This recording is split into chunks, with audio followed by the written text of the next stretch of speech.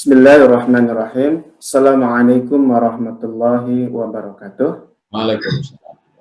Alhamdulillahirabbil alamin. Assalatu wassalamu ala asyrafil anbiya'i wal mursalin wa ala alihi wa sahbihi ajma'in. Amma ba'd. Pertama, perkenalkan diri, saya Joko Sampurno sebagai moderator pada pengajian kita saat ini. Saya mewakili seluruh jamaah KPMI Belgia mengucapkan terima kasih yang sebesar-besarnya kepada Tuan Guru Profesor Dr. Haji Abdul Somad SIMA yang telah meluangkan waktunya untuk kami, kaum muslimin yang di perantauan Belgia khususnya dan insya Allah yang di Eropa secara umum. Untuk menyambut kehadiran Tuan Guru, izinkan saya sampaikan sebuah pantun. Jalan-jalan ke benua Eropa, janganlah lupa singgah ke Belgia. Hati kami sungguh bahagia dapat berjumpa Tuan Guru yang mulia. COVID-19 melanda dunia, seluruh negara pusing dibuatnya. Ramadan datang menjumpai kita. Semoga ampunan Allah kita raih semuanya. Amin. Harira dan kuskus telah terhidang untuk berbuka di waktu petang. Meskipun jauh di negeri seberang, semoga iman tidaklah lekang. Amin. Demikian Ustaz. Yang kedua, mungkin kami perlu memperkenalkan diri dulu. Kami dari KPMI Belgia. KPMI adalah singkatan dari Keluarga Pengajian Muslimin Indonesia di Belgia, di mana Pak Fahmi adalah ketuanya. Insya Allah beliau akan memberikan sambutan. Sebagai info buat Tuan Guru, biasanya kami mengadakan kajian rutin bulanan di KBRI, dan biasanya bulan Ramadan kami mengadakan kegiatan rutin pekanan sekaligus iftar dan tarawih bersama.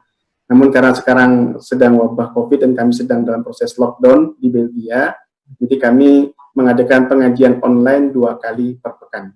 Dan yang paling penting juga kami saat ini sedang berjuang, ini Ustadz, sedang berjuang untuk mendirikan Masjid Indonesia pertama di Belgia. Nanti di akhir majelis kami minta Tuan Guru untuk mendoakan usaha kami ini supaya lancar, supaya berkah Allah dan sukses insya Allah. Baik, untuk memberikan sambutan, kami persilakan dahulu kepada Bapak Fahmi Jamaluddin sebagai Ketua KPMI untuk memberikan sepatah 2 patah kata. Kepada Pak Fahmi, kami persilakan. Terima kasih. Bismillahirrahmanirrahim. Assalamualaikum warahmatullahi wabarakatuh. Waalaikumsalam. Yang kami hormati Ustadz Abdul Somad dan jamaah sekalian, segala puji bagi Allah Tuhan seluruh alam. Semoga salawat dan keselamatan tercurahkan selalu kepada Nabi dan Rasul termulia, keluarga dan sahabat-sahabatnya. Alhamdulillah saat ini kita dengan segala keterbatasan akibat adanya wabah masih bisa dipertemukan dengan jalur virtual. Dalam kesempatan yang baik ini, alhamdulillah kami jamaah KPMI Belgia merasa bahagia karena bisa mendapatkan kesempatan untuk berinteraksi secara online untuk mendengarkan ceramah dan dialog dengan salah satu ulama terkemuka dari tanah air, yakni Ustadz Abdul Somad. Untuk itu kami mengucapkan terima kasih atas kesediaan Ustadz Abdul Somad mengisi pengajian Ramadan untuk warga Belgia dan sekitarnya. Ustadz yang kami muliakan, izinkan kami menyampaikan sekilas mengenai kondisi umat Islam di Belgia. Seperti juga negara-negara lain di Eropa, kami juga mengalami lockdown dari tanggal 13. Mudah-mudahan mulai tanggal 4 Mei mendatang, lockdownnya secara perlahan mulai dibuka. Total untuk negara dengan populasi 11,5 juta, total ada kasus di Belgia ini sekitar 50.000 jiwa. Jadi cukup secara persentase cukup besar, Ustaz. Secara khusus tidak ada pembatasan untuk kegiatan keagamaan, namun pemerintah Belgia tidak mengizinkan kegiatan apapun untuk mengumpulkan massa, sehingga masjid-masjid di Belgia ini tidak mengadakan sholat taraweh dan juga sholat berjamaah lainnya. Di Belgia ini jumlah penduduk Muslim Indonesia masih relatif kecil, namun kecenderungannya jumlah dan perannya semakin meningkat. Warga Muslim Indonesia turut mewarnai wajah Muslim di Belgia dan juga menunjukkan peningkatan jumlah yang baik. Sebagai informasi Ustadz, hampir 20% penduduk kota Belgia tercatat beragama Islam. Untuk semakin menampilkan kehadiran di masyarakat Belgia, seperti tadi Ustadz juga sampaikan, kami kaum muslim asal Indonesia sedang mengupayakan untuk mendirikan masjid atau pusat kebudayaan yang insya Allah akan menjadi etalase muslim dengan wajah yang ramah di benua Eropa. Alhamdulillah telah terkumpul sejumlah dana dan kami saat ini sedang mencari lokasi yang tepat untuk pusat kegiatan dimaksud.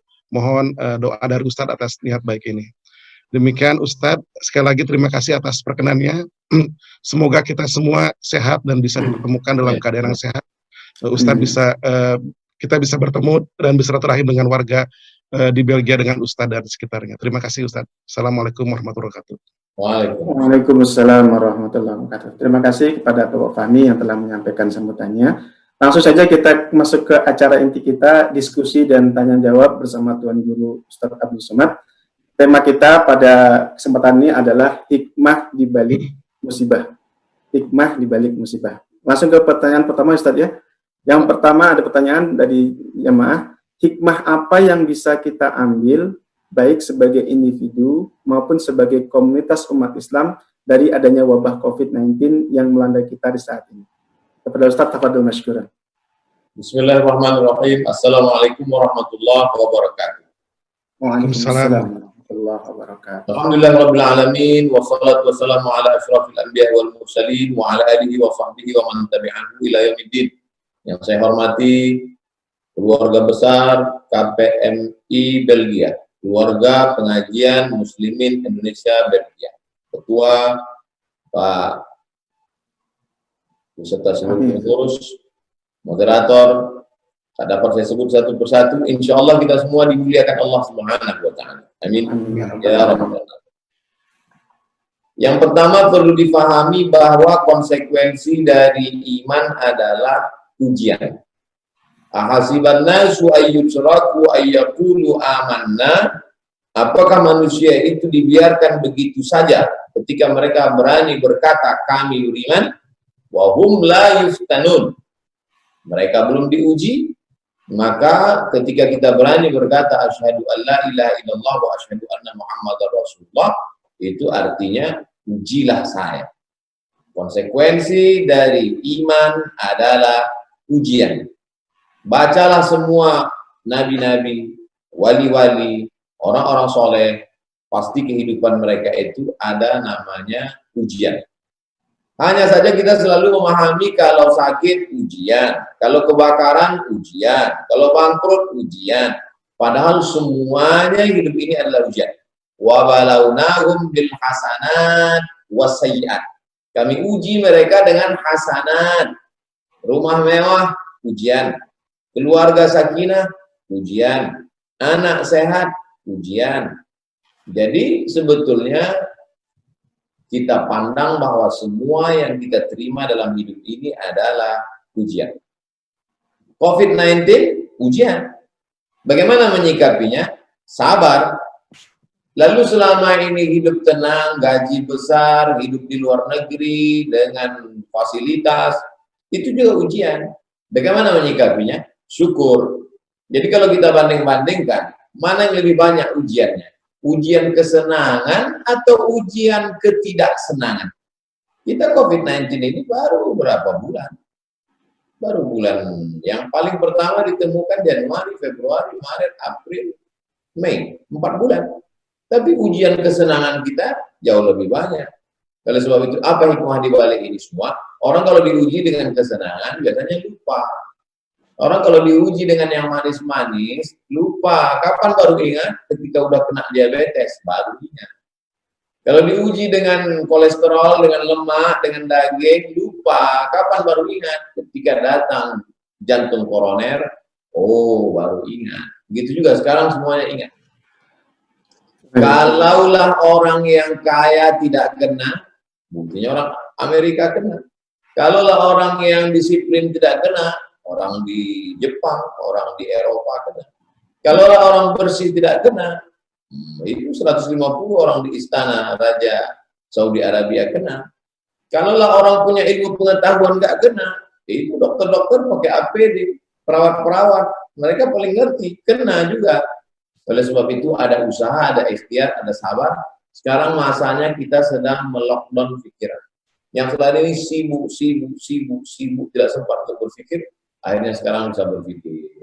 Sekarang hikmahnya bisa sholat tarawih berjamaah bersama keluarga, bisa menghatamkan Al-Quran. Mungkin Ramadan tahun lalu buka Quran pun nggak sempat. Sekarang bisa baca Quran bolak-balik. Bahkan mungkin sudah ada yang khatam.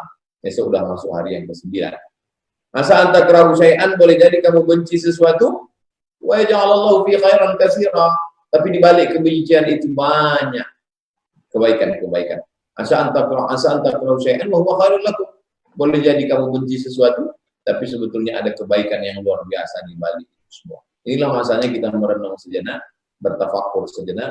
Kata Abu Darda, at-tafakkur sa'at khairun min qiyamil lailah. Bertafakkur, berpikir sesaat lebih baik daripada tahajud sepanjang malam. Kalaulah tidak ada musibah COVID-19 ini, saya tidak bertatap muka dengan keluarga pengajian muslimin Indonesia Belgia. Paling tidak ini hikmah yang kita rasakan saat ini. Wallahu a'lam. Jazakallah Ustaz. Pertanyaan berikutnya Ustaz dari Mas Anton Abdul Fattah di Kota Leuven, Belgia. Pertanyaannya adalah, Ustaz, saya mahasiswa doktoral di Belgia. Saat lockdown ini, saya tinggal sendirian di apartemen. Bagaimanakah caranya supaya saya tetap bisa mendapatkan keutamaan ibadah berjamaah meskipun saya self quarantine atau karantina mandiri di apartemen sendirian? Demikian Ustaz, mohon jawabannya. Mas Anton mendapatkan nikmat yang besar, bisa mengecap pendidikan sampai PhD, S3 di luar negeri, di Eropa lagi. Kita tidak akan pernah mensyukuri nikmat Allah kalau kita tidak memandangnya sebagai nikmat. Wujud dari syukur itu, Mas Anton ingin sholat berjamaah, tapi tidak bisa melaksanakannya karena situasi dan kondisi. Dalil pertama bahwa Mas Anton dapat pahala berjamaah. Innamal a'malu binniyat. Segala amal dengan niatnya. Wa innamal likulli imri'in ma nawa. Orang mendapatkan sesuai dengan niatnya.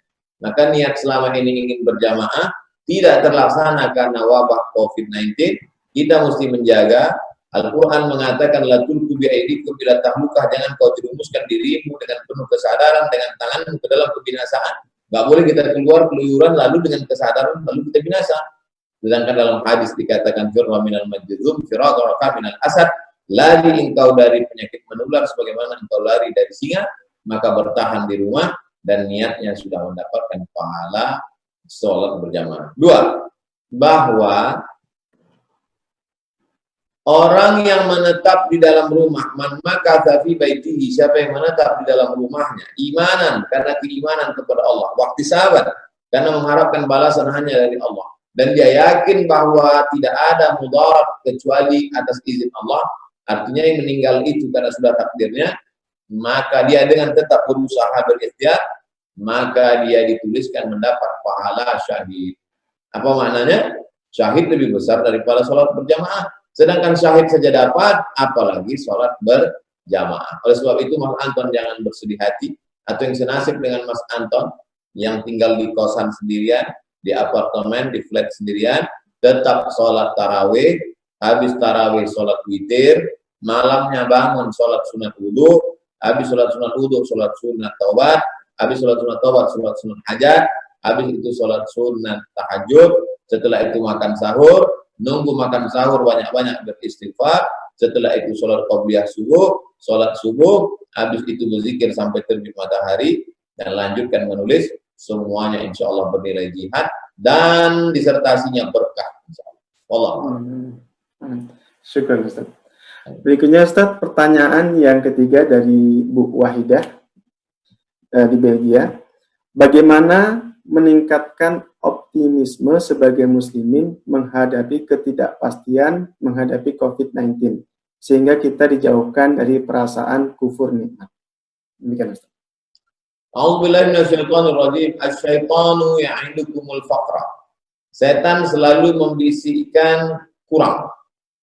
Setan selalu berbisik dalam hati kurang. Nikmat yang kau terima selama ini kurang. Kau mestinya bisa jalan-jalan ke mall, sekarang nggak bisa.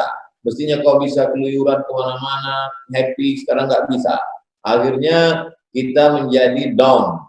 Lalu kemudian bisa jadi orang menjadi stres, bisa jadi menjadi depresi, bisa jadi kena insomnia, bisa jadi berbisik. Di mana setan berbisik? Allazi waswisu, setan berbisik fi sudur, di dalam dada. Oleh sebab itu tempat setan berbisik di dada itu, dada mesti diisi. Diisi dengan apa? Ala bizikrillah, dengan banyak berzikir mengingat Allah, tatma'innul qulub. Sehingga setan tidak sempat berbisik. Ketika dia mau menancapkan jarumnya, dia mau set upkan ke dalam hati kita, tidak jadi. Kenapa? Karena kita segera berzikir ingat Allah Subhanahu wa taala. Astaghfirullah, zikir. Astaghfirullahaladzim, astaghfirullahaladzim, astaghfirullahaladzim, astaghfirullahaladzim, astaghfirullahaladzim. Subhanallah bihamdihi, zikir. Subhanallah bihamdihi, subhanallahil azim, subhanallah bihamdihi, subhanallahil azim, subhanallah bihamdihi, subhanallahil azim. Salawat, zikir. Allahumma salli ala sayyidina Muhammad wa ala ali sayyidina Muhammad. Allahumma salli ala sayyidina Muhammad wa ala ali sayyidina Muhammad. Afdalul zikri, seabdal zikir adalah la ilaha illallah.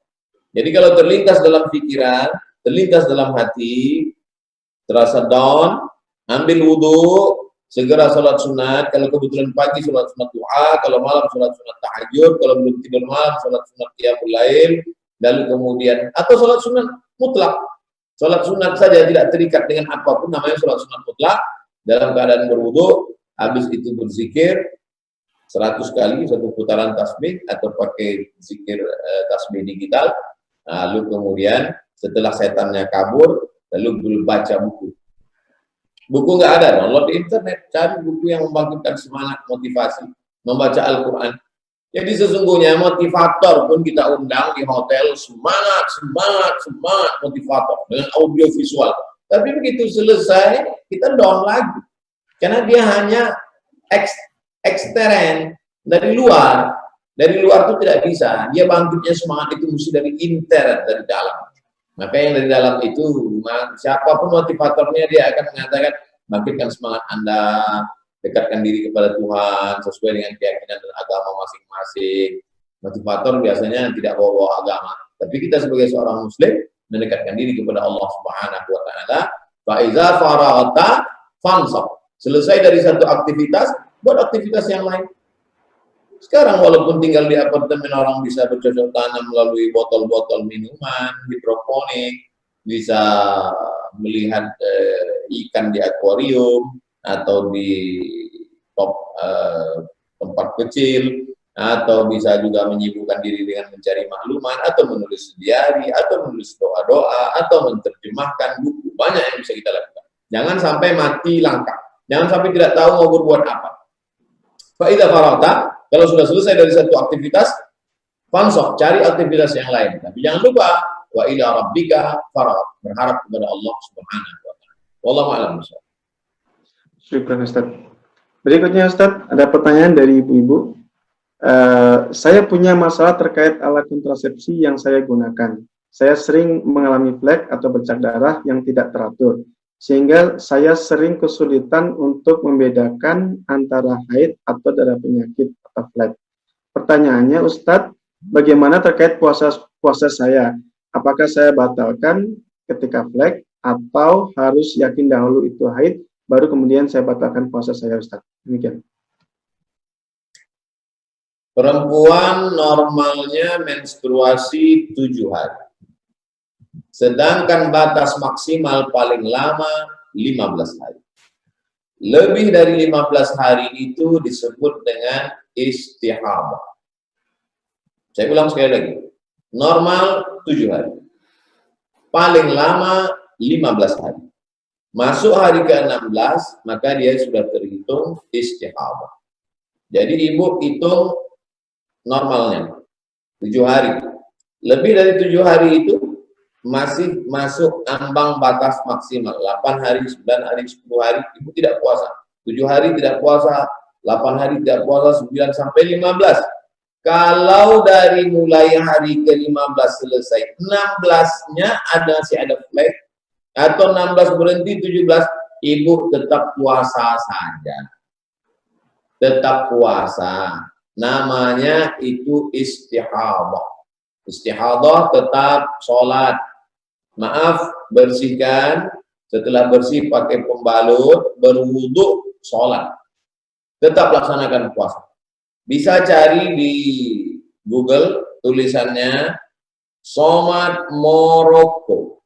Kita tes ya, SOMADMOROCCO spasi istihadah. ISTIHADHAH. Istihadah. Masih ada tulisannya. Masih ada tulisan. Tulisan ini diupload 25 Agustus 2010, 10 tahun yang lalu. Wanita istihadah boleh puasa.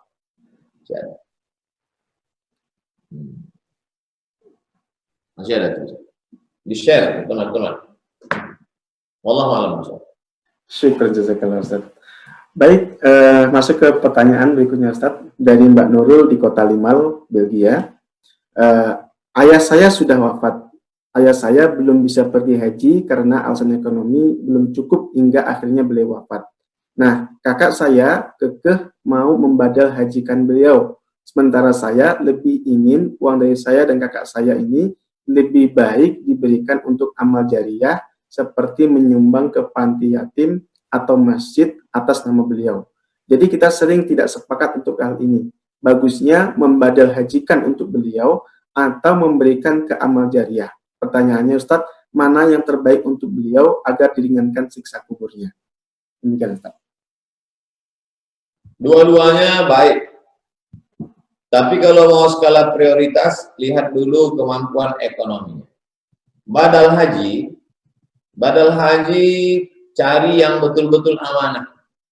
Mahasiswa kuliah di Mesir atau di Madinah atau di Maroko atau di Sudan, jelas orangnya, kita tahu statusnya, dia mau membadalkan haji, dia sudah pernah pergi haji, kita kenal orangnya baik, kita beri ke dia $500, $700 atau $1.000 ongkos dia dari kota negeri bersangkutan.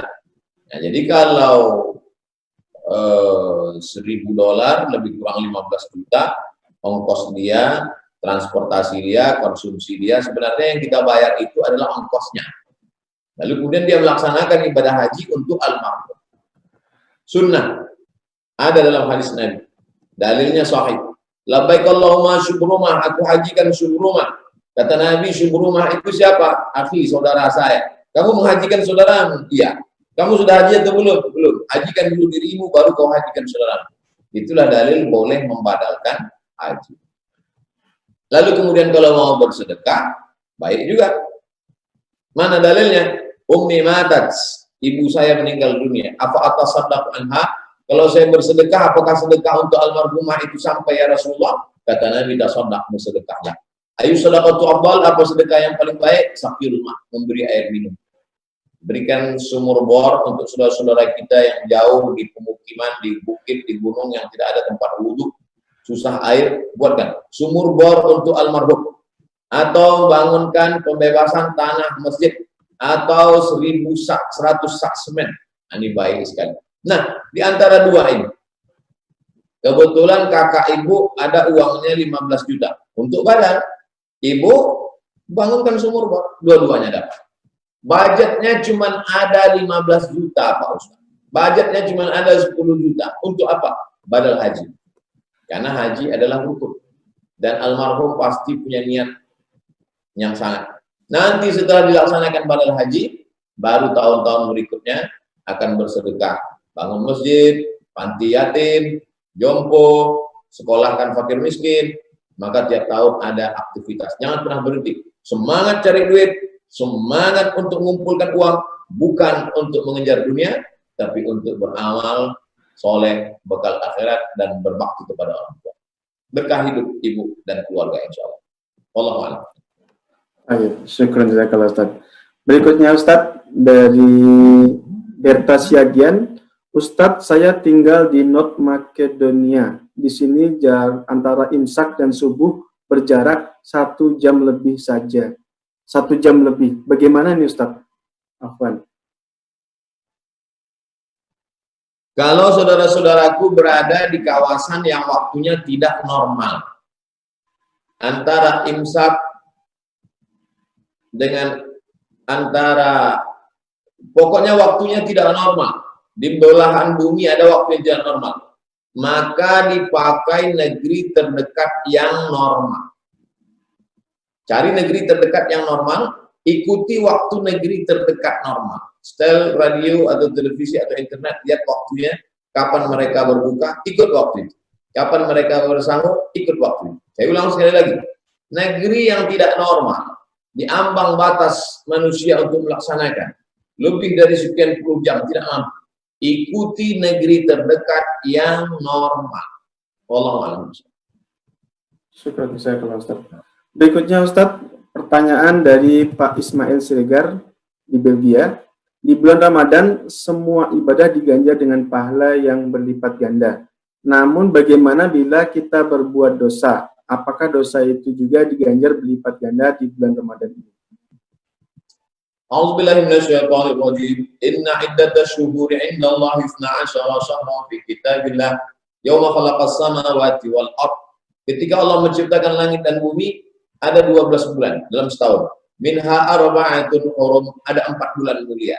Zulqa'dah, Zulhijjah, Muharram, Rajab. Ma baina Jumada wa Sya'ban, antara bulan Jumadil Akhir dan Sya'ban, Rajab. Zulqa'dah, Zulhijjah, Muharram, Rajab. Siapa yang berbuat dosa di 4 bulan ini, maka dia dikenakan hukuman tambahan menurut mazhab Syafi'i. Jadi kalau dia mencuri, potong tangan, kena hukuman tambahan. Kalau dia berzina, dicambuk, kena hukuman tambahan. Kenapa? Karena dia berbuat dosa dan menistai kemuliaan bulan. 4 bulan, Zulqa'dah, Zulhijjah, Muharram, Rajab. Tapi ada 4 bulan ini, ada yang lebih mulia lagi dari 4 bulan ini. Kapan itu? Ramadan.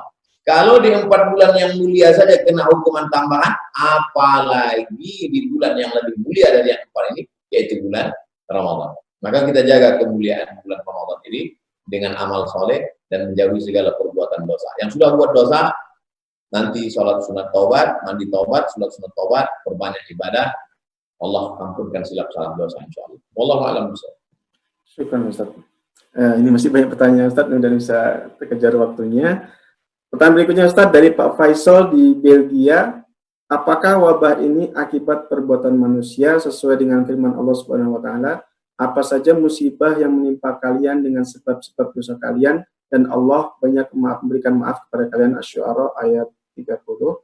Apakah wabah ini tanda-tanda dari akhir zaman juga? Sebagaimana hadis, perhatikanlah 6 tanda-tanda hari kiamat, wafatku, penaklukan Baitul Maqdis, wabah kematian yang menyerang kalian, bagian wabah penyakit UAS yang menyerang kambing, dan seterusnya diriwayatkan oleh hadis riwayat Imam Bukhari nomor 3176. Demikian Ustaz. A'udzubillahi minasyaitonir rajim. Ma asaba min musibatin fil ardi, segala musibah yang terjadi di bumi, gempa bumi, gunung meletus, tsunami, wala fi anfusikum, musibah yang terjadi pada dirimu, sakit, patah, mati, illa fi kitabin, semuanya sudah tertulis di Lauhul Mahfuz min qabli an nabraha, sebelum kami menciptakan langit dan bumi. Untuk apa Allah ciptakan ini? Kaila ta'sau ala ma fatakum, kami beritahukan ini kepadamu supaya engkau tidak merasa kecewa atas sesuatu yang tidak dapat. Yang kemarin punya program, punya proyek, punya itu, punya ini, la ta'sau ala ma fatakum, jangan kau kecewa, jangan putus asa, jangan galau, jangan stres, jangan depresi. Karena ini ujian keimanan. Wala tafrahu bima atakum, dan kamu jangan bangga kalau mendapatkan nikmat, karena itu juga adalah ujian. Wadzalika 'alallahi yasir, semua itu mudah bagi Allah, seperti membolakkan balik telapak tangan, seperti membolak-balikkan uang logam di ujung jari. Innama amruhu idza arada syai'an ayyaqula lahu kun fayakun. Tapi dia pengiriman wabah ini adalah rahmatan azaban liman yasha. Dia menjadi azab. Dia menjadi azab liman yasha, bagi siapa yang dikehendaki Allah. Rahmatan lil mu'minin, dan menjadi rahmat bagi orang yang beriman. Dengan ada ini kita bisa lebih banyak berkumpul dengan keluarga. Dengan ada ini kita lebih banyak berpikir sejenak lockdown. Dengan adanya ini kita sedang merenung. Dengan adanya ini kita lebih takut kepada Allah. Maka kita ambil hikmahnya. Bahwa ini salah satu tanda hari kiamat, bisa jadi. Bahwa ini merupakan akibat ulah perbuatan tangan manusia, bisa jadi. Bahwa ini merupakan ujian dari Allah, ya. Bahwa ini adalah ketetapan Allah, la tatahraku dzarratu illa bi'idznillah, tidak ada yang bergerak satu pun di atas muka bumi ini kecuali dengan izin Allah. Nah, kita ambil semua pelajaran itu, membuat kita semakin kuat dan istiqamah. Prinsipnya orang beriman itu, kalau datang nikmat bersyukur, kalau datang ujian bersabar. Wallahu a'lam bishawab. Syukur kalau Ustaz. Berikutnya Ustadz dari Pak Bahtiar di Belgia, bagaimana konsekuensi ridho dan lawannya syah dalam hubungannya dengan bencana? Dapatkah dibahaskan pandangan ulama dulu, semisal Al-Muhasibi, tentang kedua hal tersebut? Makam yang paling tinggi adalah ridho.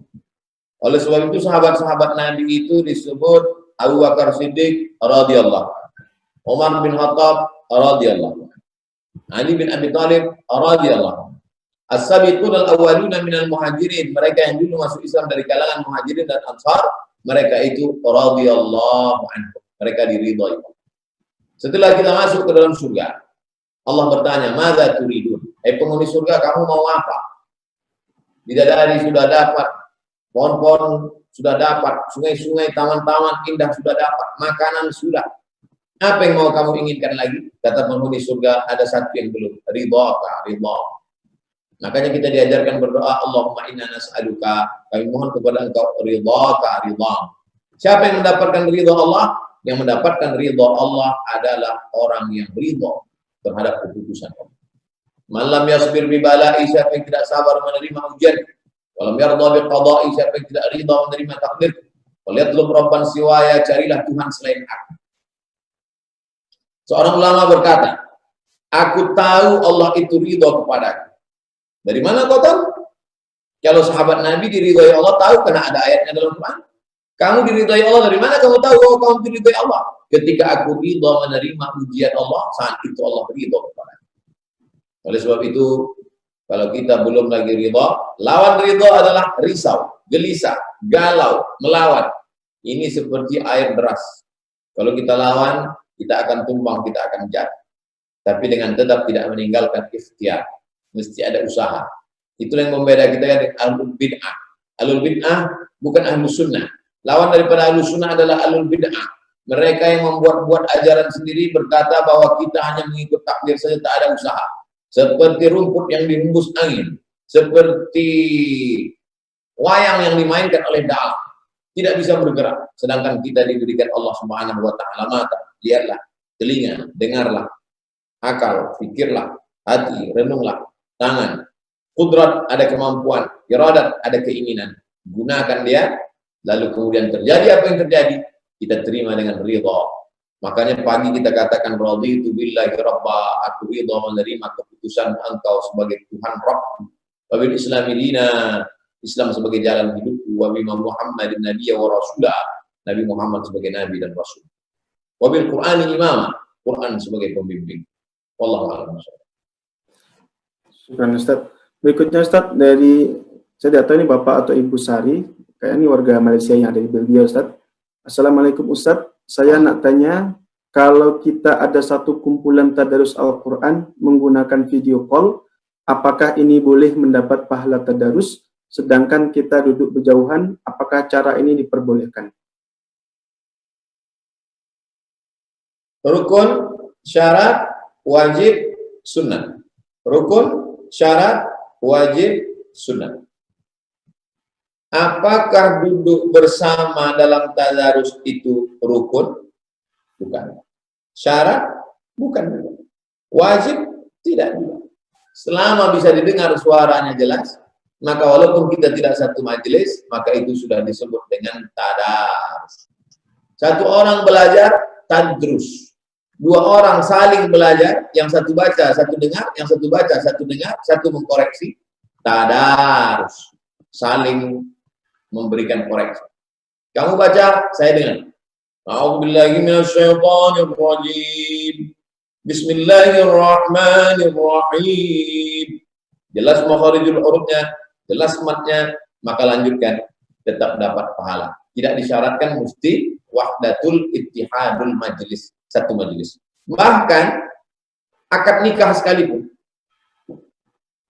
selama ada ijab, ada qabul, ada saksi, ada wali, maka fatwa dari Syekh Mustafa Zarqa, begitu juga dengan Syekh Wahab Az-Zuhaidi, walaupun sebagian ada yang tidak membolehkan karena akan terjadi kekacauan. Kalau selamat dari fitnah, tidak ada unsur tipu, maka boleh. Aku nikahkan engkau dengan anakku dengan mahar sebentuk cincin emas tunai. Aku terima nikah anak bapak dengan mahar sebentuk tunai. Sah, sah. Walaupun ini ikhtiar karena akad nikah. Tapi tentang masalah tadarus, maka lanjutkan. Yang punya program-program ini tadarus, lanjut. Wallahu a'lam. Syukran Ustaz. Berikutnya, Ustaz, pertanyaan dari Ibu Mahmudah di Belgia. Bagaimanakah hukum masalah memasukkan salep ke dubur karena ambeien di waktu berpuasa? Apakah membatalkan atau tidak? Terima kasih sebelumnya. Di antara yang membatalkan puasa adalah idkhalu syai', memasukkan sesuatu. Fil jauf, di dalam rongga. Memasukkan sesuatu ke dalam rongga. Dua, memasukkan sesuatu. Yang sesuatu itu apa? Benda. Salep termasuk benda. Fil jauf, dalam rongga. Yang dimaksud dalam rongga itu apa? Tenggorokan, paru-paru, ma'idah, lambung, am'a, usus. Tenggorokan masuk ke dalam paru-paru, lambung, usus. Adapun dari bawah dan tidak mengenyangkan, tidak memberikan efek kesegaran, maka dia tidak membatalkan puasa. Masuk ke dalam rongga, rongganya mana? Tetes telinga, tidak batal puasa. Masuk ke dalam rongga, rongganya mana? Tetes mata, tidak batalkan puasa. Nah, oleh sebab itu maka begitu juga dengan. Tapi kalau masuknya ke dalam kulit, masuknya ke dalam urat darah melalui suntik infus, terbagi dua. Ada infus yang obat, kalau obat tidak batal. Tapi kalau makanan dari makanan, maka batal puasa. Wallahu a'lam. Syukran Ustaz. Pertanyaan berikutnya Ustaz dari Rohadayan dari kota Gen, Belgia. Saat ini sholat maghrib, isya sudah sangat larut dan subuh juga sangat awal. Apakah boleh menjamak sholat maghrib dan isya kemudian dilanjutkan dengan tarawih? Mungkin sebagai informasi buat Ustadz, kita di sini isyanya sudah sekitar setengah 12 malam Ustadz, dan subuhnya sudah jam 4 kurang dan terus semakin memendek. Begitu Ustadz. Yang ingin dijamak itu sholat apa dengan sholat apa? Maghrib dan isya kan Ustadz. Pertama, bila waktu di suatu daerah itu tidak lagi normal, di luar batas kemampuan manusia, maka dipakailah waktu yang terdekat yang normal. Di mana waktu di Eropa itu terdekat dari Belgia yang normal. Pakai waktu itu. Itu ya. Yang kedua, tentang jamak dua sholat tanpa safar, tanpa musafir, hadisnya sahih diriwayatkan oleh Abdullah bin Abbas di kota Al-Madinah Al-Munawwarah. Nabi menjamak tanpa musafir. Kita tahu ada jamak qasar mesti musafir 89 km, tapi ada jamak saja. Tidak ada musafir. Tapi hajatnya amat sangat kuat. Contoh, sekarang perawat dan dokter yang menangani COVID-19. Masuknya jam 1 siang, keluarnya jam 8 malam. Maka sholat zuhurnya jamak takdim, zuhur asar, asarnya tarik ke zuhur, lalu kemudian maghribnya jamak takhir, maghribnya dimundurkan ke isya. Itu bisa. Nah, adapun dalam keadaan situasi yang tidak sangat emergensi, maka tetap pada inna sholata kanan alal mu'minina kitaban mauquta. Sesungguhnya sholat itu bagi orang beriman tetap pada waktunya. Sholat maghrib, setelah maghrib 3 sholat isya, tidak dijamak karena masih bisa dia bangun sholat, habis itu dia tidur istirahat, lalu kemudian sholat subuh.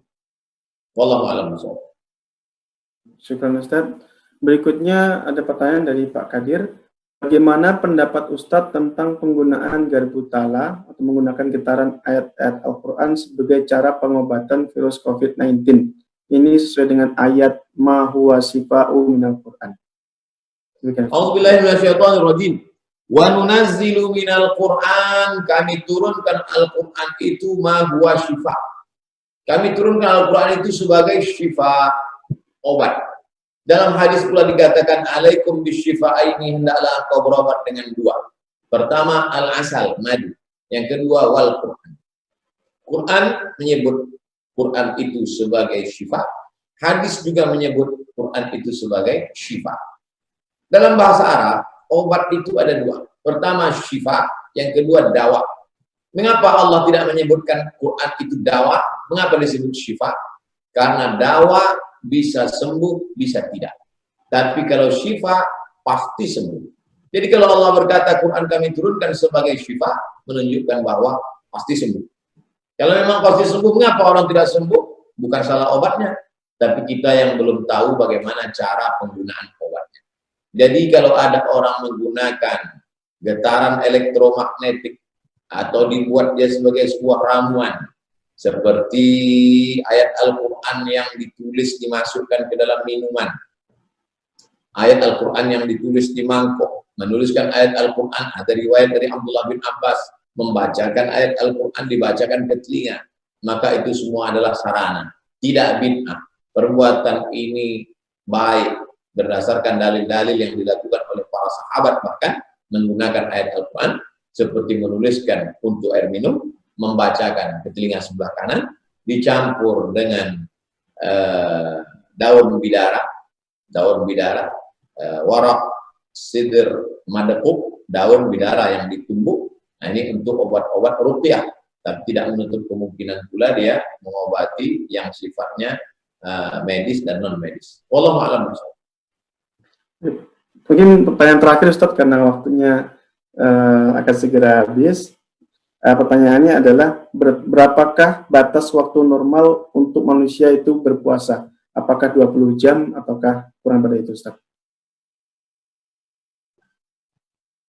Ada manusia ini yang awam, ada yang khawas, ada khawasul khawas. Jadi ada orang yang berpuasa hanya sahur saja, hanya berbuka saja dengan air putih dan buah, tidak makan berat. Diceritakan dalam kitab Ar-Risalah Al-Qushairiyah tentang beberapa orang yang berbuka. Rabbani mampu berpuasa selama 40 hari. Sedangkan Somadani mampu berpuasa selama 80 hari.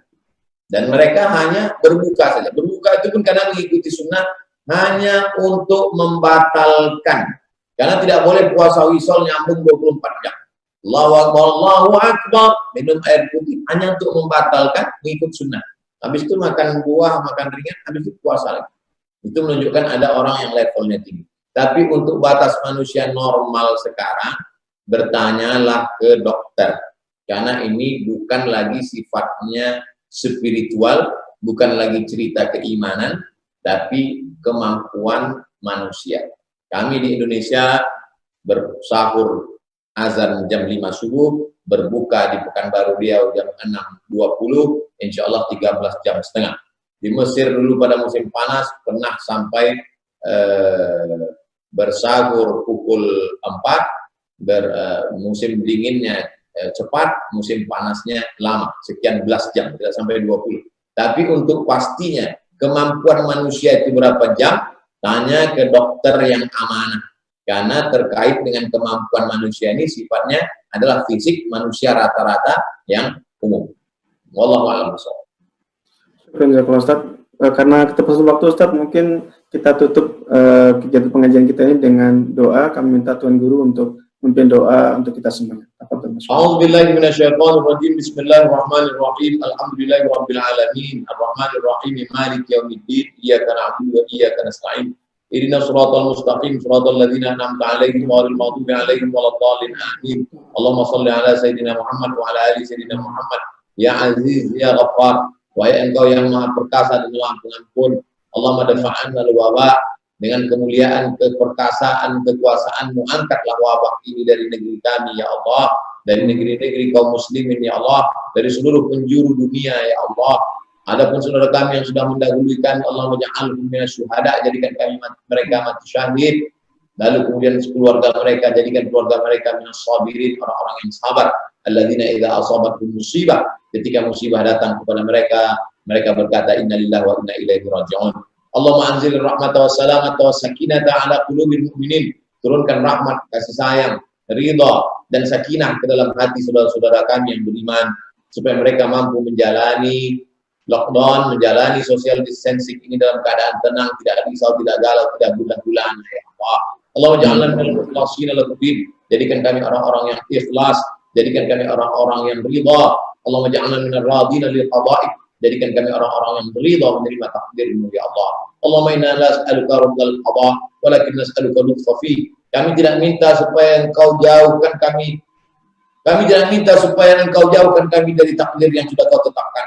Kami hanya ingin agar Kau jadikan kelembutan dalam takdir itu ya Allah. Allahumma dafa'ana al-ghala wal waba wal fahsya wal riba wal zina wal munkar. Selamatkan negeri kami, keluarga kami dari malapetaka, bencana, riba, zina, narkoba, perbuatan keji dan munkar. Allahumma ma'al habibul mustafa fi jannatikal ula. Satukan kami bersama Nabi Muhammad sallallahu alaihi wasallam dalam surga Jannatul Firdaus.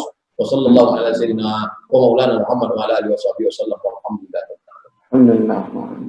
Syukur jazakallah untuk Ustadz. Kami atas nama KPMI dan seluruh jamaah KPMI di Belgia sekali lagi mengucapkan terima kasih yang sebesar-besarnya kepada Profesor Dr. Haji Ustadz Abdul Somad SMA yang telah menyampaikan dan berbagi ilmunya untuk kami. Salam dari kami seluruh jamaah KPMI di Belgia untuk Ustadz. Semoga nanti setelah wabah COVID ini selesai, kita diberi kesempatan untuk bermuajah secara offline dan mudah-mudahan nanti pas pembukaan masjid pertama Indonesia di Belgia, mudah-mudahan bisa mengundang Ustadz datang ke negeri Belgia. Demikian Ustadz, kita akhiri bersama dengan doa penutup majelis. Subhanakallahumma bihamdik, asyhadu an la ilaha illa anta, astaghfiruka wa atubu ilaik. Kurang lebihnya saya sebagai moderator pada kesempatan ini mohon maaf jika ada kurang berkenan. Assalamualaikum warahmatullahi wabarakatuh. Waalaikumsalam warahmatullahi wabarakatuh.